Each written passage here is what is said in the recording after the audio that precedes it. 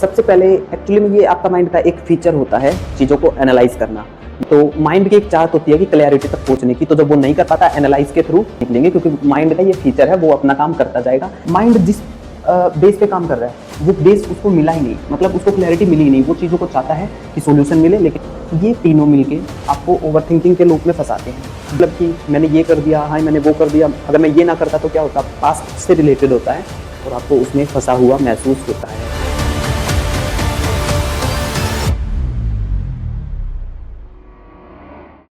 Hello everyone, आज की इस वीडियो में हम ओवरथिंकिंग को समझने जा रहे हैं। और समझने मैंने इसलिए कहा है क्योंकि ब्रेन में भी आपकी एक्टिविटी चलती है।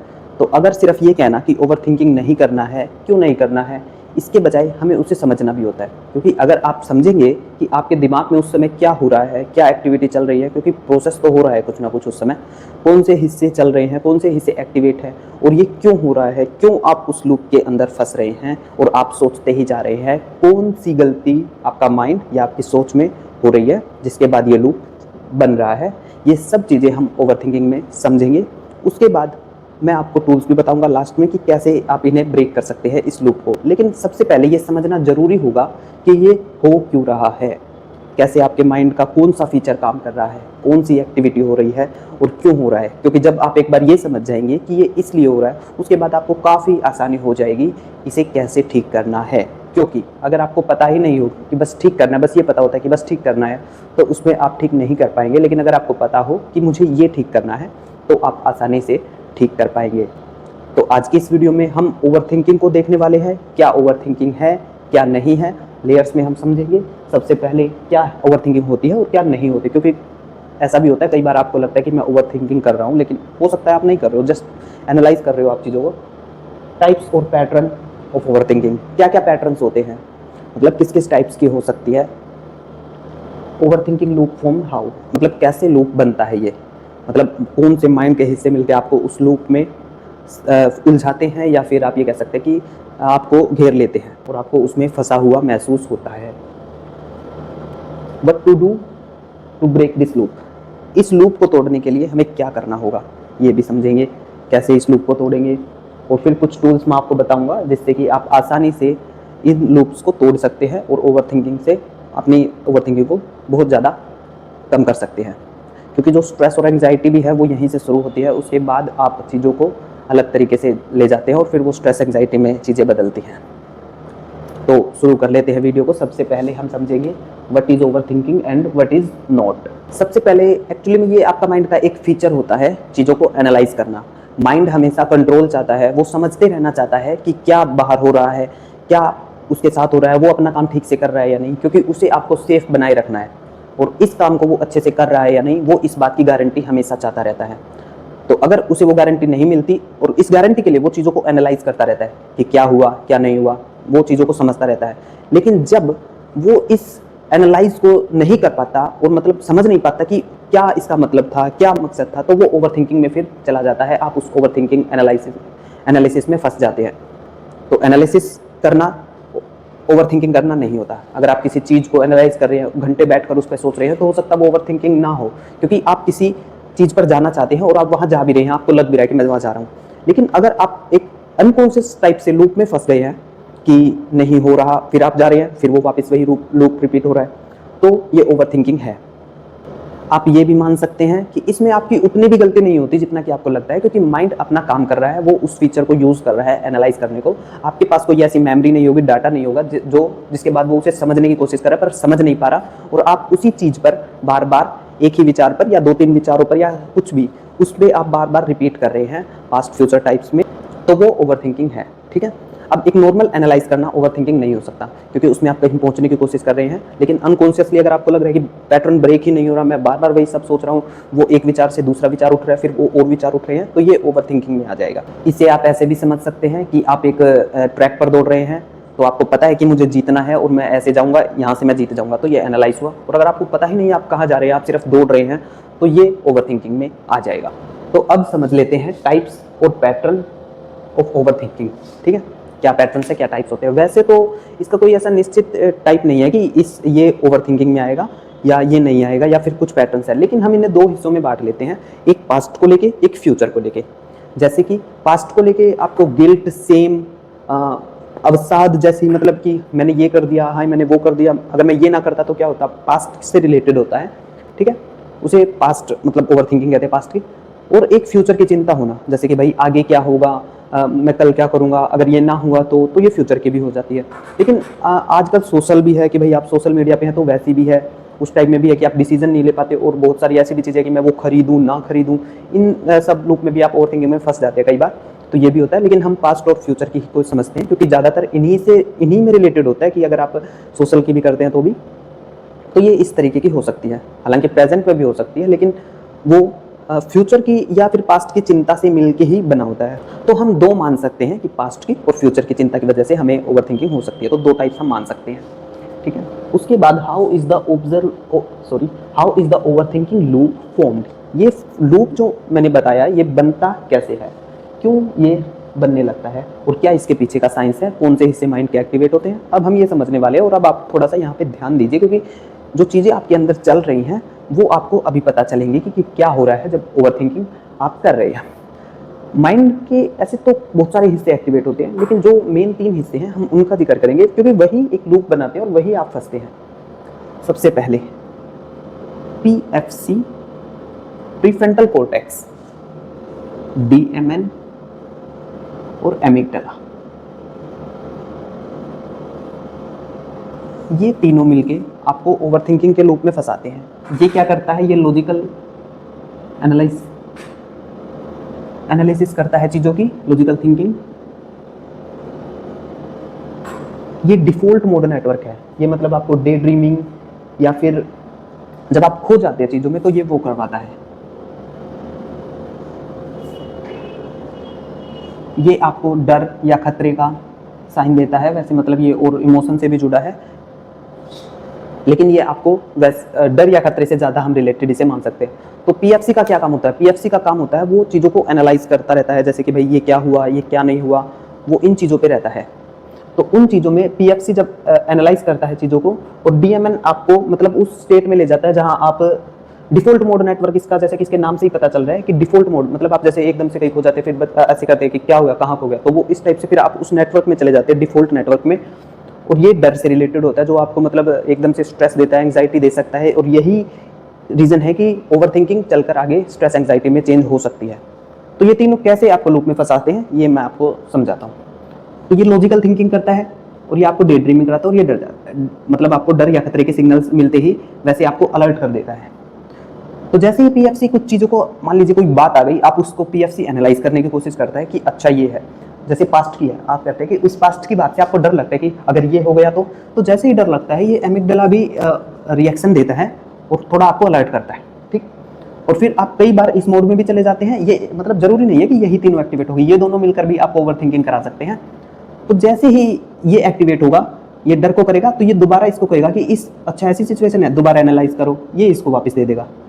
तो ये इसमें ये पहले से ही ऑलरेडी बिजी होता है एक थिंकिंग में, क्योंकि इसके पास क्लियर जवाब नहीं है, और माइंड हमेशा क्लियर जवाब चाहता है, वो चाहता है कि उसे सेटिस्फैक्शन मिले कि मुझे अच्छा ये जवाब है, वो मतलब एक चाहता है क्लैरिटी हमेशा, क्योंकि उसे पता हो रहता है, वो चाहता है कि मुझे पता हो कि एग्जैक्टली बाहर क्या हो रहा है या किस सिचुएशन में हम है, वो एनालाइज करना चाहता ही है। तो PFC के बाद वो दोबारा दे देगा कि इस सिचुएशन को एनालाइज करो, ये डर क्यों रहा है, वो कहेगा कि वो पहले से ऑलरेडी बिजी है, लेकिन वो कोशिश करता है, फिर से लॉजिकल थिंकिंग लगाता है, वो कुछ ऐसा फिर और सोच लेता है कि नहीं इसका ये आउटकम भी हो सकता है, वो फ्यूचर की सोच लेता है, या किसी और इंसान के बारे में सोच लेता है कि उसके साथ भी तो ऐसा हुआ था, ये फिर से ऐसे लूप बना देता है एमिगडाला को, ये फिर से। तो ये एक लूप फॉर्म हो जाता है जो कि फिर चलता ही रहता है आपके माइंड में, जिसे ब्रेक करना ही पड़ेगा। और ये DMN एक्टिवेट होता है, आप इसे डिफॉल्ट मोड में चले जाते हैं और आप सोच रहे हैं ओवरथिंकिंग में, और आपको पता ही नहीं कि ओवरथिंकिंग आपके माइंड में चल रही है, और आप चीज़ों को वैसा मतलब महसूस करने लगते हैं कि हाँ ये हो रहा है, मतलब फिर वो और एनालाइज, और ये सारा लूप एकदम से आपके अंदर बनने लगता है, आप इन्हीं सब में घूमने लगते हैं। ये आपको ब्रेक करना पड़ेगा जब कोई नई मेमोरी या नई चीज़ें आपके पास आएंगी, और वरना ये आपको बहुत स्ट्रेस देगा और आपको थका देगा और आपको नींद भी आने लग जाएगी, मतलब फिर आप सुबह उठेंगे तो भी फिर से यही सब एक्टिवेट होगा, क्योंकि माइंड को क्लैरिटी नहीं मिली है, उसे चीज़ों का जवाब नहीं मिला है। वैसे चीज़ों का कई बार जवाब अगर नहीं चाहते तो आप इसे छोड़ भी सकते हैं, लेकिन इसके पास माइंड जिस बेस पे काम कर रहा है वो बेस उसको मिला ही नहीं, मतलब उसको क्लैरिटी मिली ही नहीं, वो चीज़ों को चाहता है कि सॉल्यूशन मिले, लेकिन सॉल्यूशन मिल ही नहीं रहा है, और ये लूप आपका बन जाता है और ओवरथिंकिंग स्टार्ट हो जाती है आपकी, और आप इसमें फंस जाते हैं। अब इसके बाद हम समझते हैं कि what to do to break this loop. इस लूप को तोड़ने के लिए हमें क्या करना होगा। तो how to break this loop. अब मैंने आपको ये सब इसलिए समझाया कि ये जब आपको पता होगा तभी तो आप इस लूप को समझ पाएंगे, तो ही आप इसको तोड़ पाएंगे। अब आप समझ गए होंगे कि इस लूप को तोड़ने के लिए हमें कुछ ऐसा इसे छोड़ना पड़ेगा या कुछ ऐसा आना पड़ेगा कि हाँ क्लैरिटी मिल गई है, या दिमाग को वैसा कुछ समझाना पड़ेगा कि क्लैरिटी मिल गई है और ये लूप टूटेगा, उसके बाद ही आप इस चीज से बाहर निकलेंगे। क्योंकि माइंड का ये फीचर है, वो अपना काम करता जाएगा, ये रिएक्शन देगा, वो फिर से एनालाइज करेगा और ये डीएमएन आपको तब एक्टिवेट होता है जब आप कुछ काम में मतलब काम में बिजी नहीं होते तो ये एक्टिवेट होता है। तो अगर आप किसी चीज में बिजी हो जाएंगे या कुछ करने लग जाएंगे, फोकस हो जाएंगे, तो ये तो अपने आप बंद हो जाता है डीएमएन। और ये अगर इसको लगता है कि खतरा नहीं है, बस ये अभी की बात है, तो ये अमिगडाला भी स्टॉप हो जाता है। और ये लॉजिकल थिंकिंग पीएफसी वाला अगर इसे ये मिल जाए कि हाँ ठीक है या फिर बाद में देखूंगा, तो अगर ये भी हो जाए ना कि ठीक है बाद में सोचेंगे इसके बारे में, तो भी ये इस चीज को लूप को तोड़ सकता है। ठीक है, ये लूप टूटेगा। अब मैं कुछ आपको प्रैक्टिकल टूल्स बताऊंगा जिससे कि ये लूप तो टूटता ही है और आपको ओवरथिंकिंग में भी हेल्प होगी। अब हम टूल्स की बात कर लेते हैं। सबसे पहले थॉट्स लेबलिंग। अगर आप थॉट्स को लेबल कर देंगे कि मैं क्या सोच रहा हूँ तो आपको ईजी हो जाएगा। अगर इसे पता ही नहीं कि मैं क्या सोच रहा हूँ पीएफसी को, तो वो कुछ भी चीज़ों को एनालाइज करता जाएगा। आप ये कह सकते हैं कि फिलहाल मैं एंग्शियस हूँ या फिलहाल मैं चीज़ें समझने की कोशिश कर रहा हूँ, तो ये एनालाइज में आ जाएगा, फिर ये ओवरथिंकिंग में नहीं आएगा। तो आप इसे एक बार बताएंगे कि मैं एक बार एनालाइज करने की कोशिश कर रहा हूँ जस्ट, या कुछ भी आपको थॉट्स आ रहा है तो आप उसको कर सकते हैं कि मैं खुश हूँ या मैं गुस्से में हूँ, लेकिन आप उसे लेबल जरूर करें कि मैं क्या सोच रहा हूँ। ठीक है, उसके बाद एक ब्रीद टेक्निक होती है, उसे आप कर सकते हैं। इससे आपका पीएफसी एक्टिवेट सॉरी इससे आपका मतलब पीएनएस एक्टिवेट होता है, जो आपको काम करता है नर्वस सिस्टम में, तो वो आप कर सकते हैं। इसमें आप 4 सेकंड इन कर सकते हैं नाक से, और फिर आप 4 सेकंड होल्ड कर सकते हैं सांस को, और फिर मुंह के थ्रू 6 या 8 सेकंड तक बाहर निकाल सकते हैं।